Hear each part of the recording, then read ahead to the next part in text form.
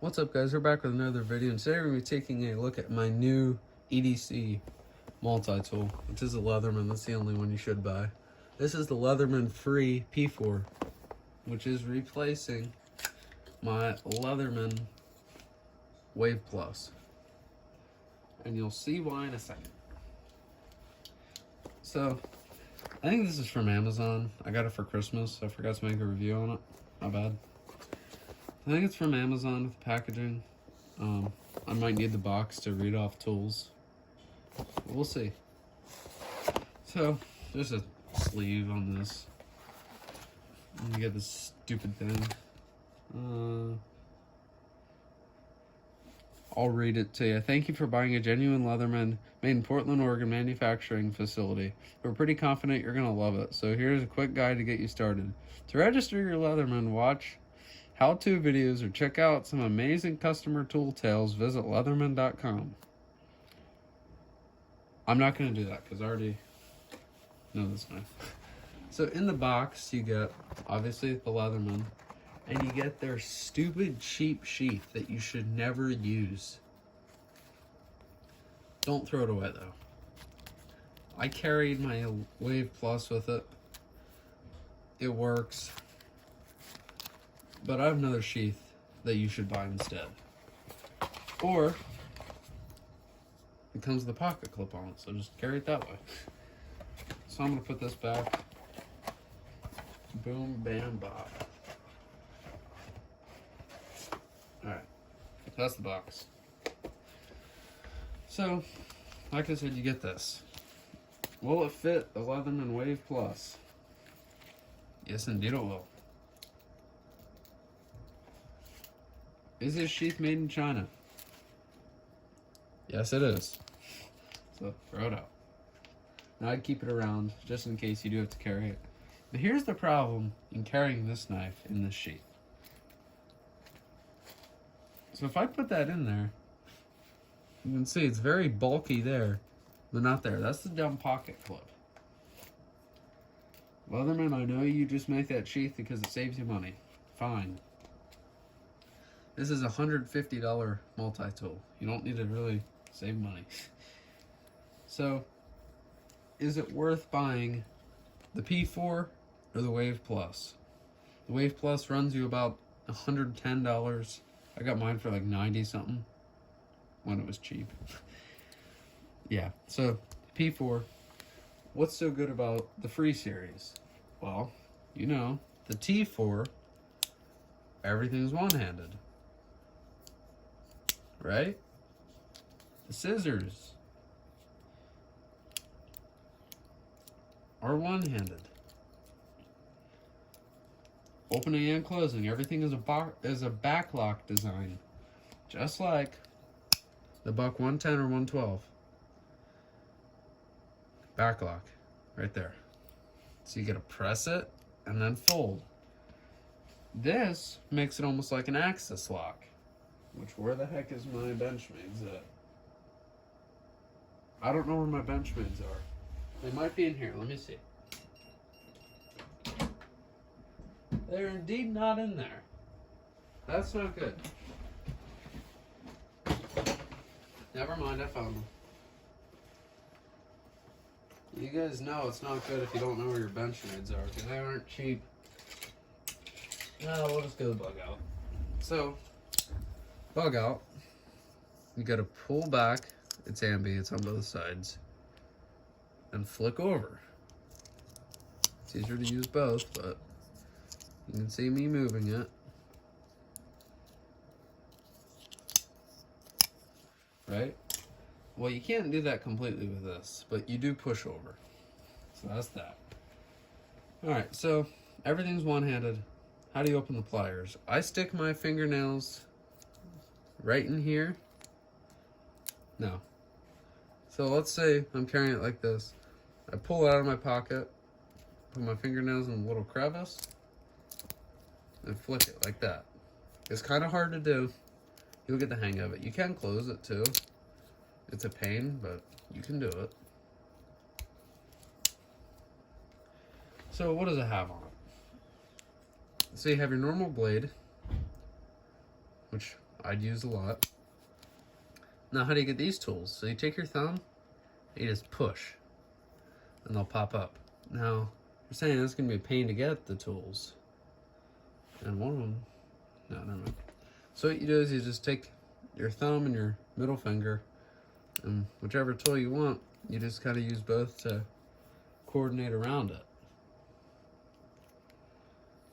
So here you got your Phillips head and bottle opener. I'm gonna use 2 hands just to get everything out easy. You got your flathead and like a little blade, I guess. Okay. And obviously, when you open it, you got your pliers, your needle nose, your normal pliers, and then you have wire cutters. I think there might be a wire stripper too. I'm not sure though. Same thing. All right.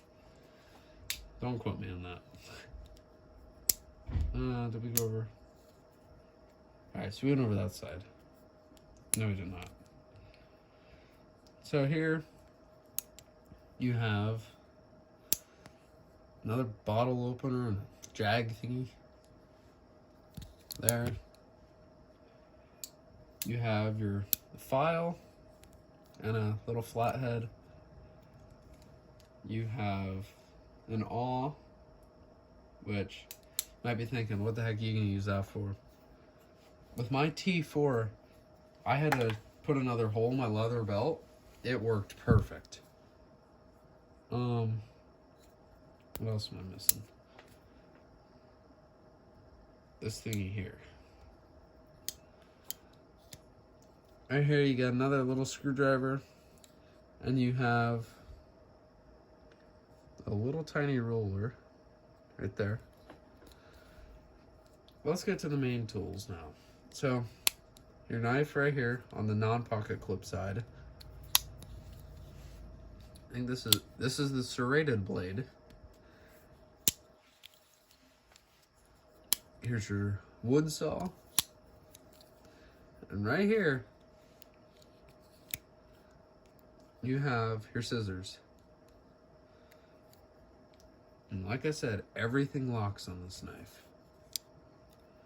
Now sometimes that'll happen, so you gotta do that. So, how does this lock together? Magnets. My bad. My stupid tripod's like broke. Alright. This is not gonna work well. I'm sorry, guys. This stupid tripod, it won't lock in place anymore. That's gonna be good enough.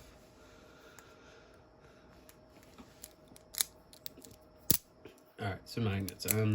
If you don't know if your thing's locked in place, see these? It'll click in. It's not spring loaded, which is fine. Now, I know what you might be thinking. Do I buy the P4 or the P2? The P2 has a couple less tools than this. Well, here's what I think. I've looked at the P2s. I don't have one, but I've looked at them. Honestly, if you want to save the 20 bucks, I think, buy the P2. If you want the full out knife, buy the P4. The only other knife I'd recommend, multi-tool that I'd recommend, other than this, is the Leatherman Signal. Now, don't quote me on this, but I think that is the one that has S30V steel. The Skeletools are great and all, but if you're an electrician or something, you need wire cutters, you can't replace them on the Skeletool. And the Skeletool is one of the most sold multi-tools. Besides the Wave Plus, I think this thing's still in first. So, which one do I buy? I'd buy the P4. If you want something and you want to save the 60 bucks, buy the Wave Plus. There's no disadvantage, really. The only thing I like better on the Wave Plus has to be the tools. you can get, well, this tool, the screwdriver. You can replace the screwdriver and flip it. That's the only more advantage. Now, here's where it really gets you. There's only 4 tools on the outside of the Wave Plus. The serrated blade, the normal blade, and then here, you gotta stick your fingernail in there. That's the file. And then there's a saw here, which you gotta stick your fingernail into to get. And then all the other tools are on the inside, so you gotta open it and do that. That's why this knife is a disadvantage. The P4, everything's on the outside besides the pliers. Which makes sense until you open the knife. So that's why this is the better knife. So let's get a little bit of size comparison here. We'll do open. Do size comparison just between the Wave Plus. So if you have bigger hands, I'd buy this knife too. The pliers are bigger on this, so if you need tighter spaces, the Wave Plus is probably the way to go. But I just go with the P4.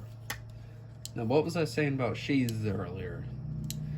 Why is this such a bad sheath? And heck, I don't even know if I'm on camera. I think I am. Why is this sheath so bad? Number 1, it's made in China. Number 2, it's really flimsy and it's going to wear out on you. Not saying Kydex can't, but this is the Wave Plus sheath from Clip and Carry. It's on Amazon. There's another name for it on Knife Center, I think. I forget what it is. But this is a really nice sheath made in the USA for like 30 bucks, I think. And here it is for the P4. So, pocket clip goes up. Now, for you left-handers, I'm not sure if they make it for left hand or not. But what you got to do for left hand is you just flip it. So, not really that big of a deal. So, this is the carbon fiber style. I also have one for my 112, which I don't have on me right now. I'll open my safe to get it. Let's see. My safe is already open. Okay. So, buck 110 and buck 112 sheath. I did not get the camo one, or not the camo, the carbon fiber one. You can get this style in the multi-tool sheath, and you can get orange and stuff. I don't know. It's kind of weird, but that's how it is. So, okay then. Hold on 1 second. I'm gonna get some closed comparisons. So the 112 is pretty close in size. 110's also close in size. Case Marilla, close in size. PM2, they're close in size, but the PM's bigger. Bug Out, they're really close.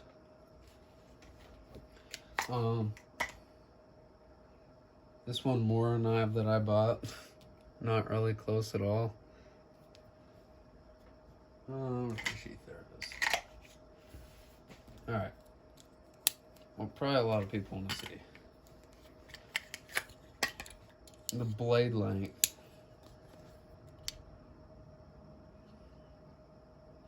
The T2 gets it a little bit, not much though.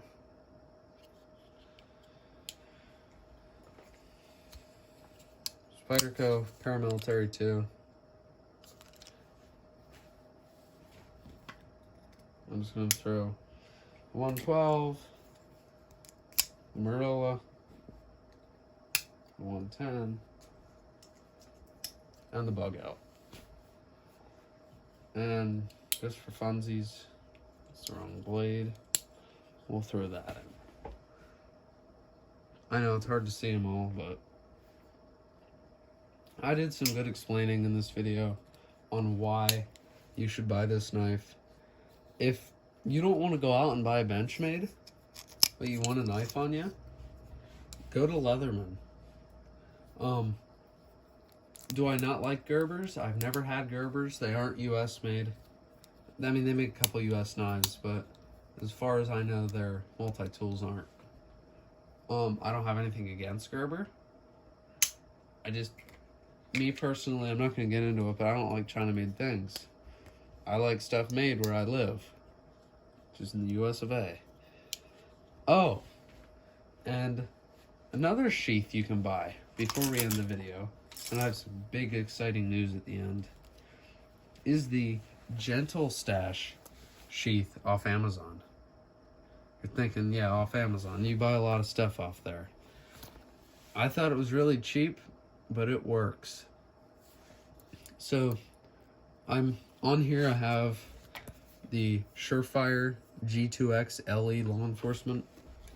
I have the Olight O Pen Mini. It's a bolt action pen. And then, obviously, the P4. Now, if I don't want to carry everything, I throw it in my clip and carry sheath, and I go. But I just bought this Surefire light because it's made in the US. If you're going to buy light, that's Surefire. That's the G2X. I'd either go with Surefire or Streamlight. Now you're like, hey, you have an Olight pen. Made in China.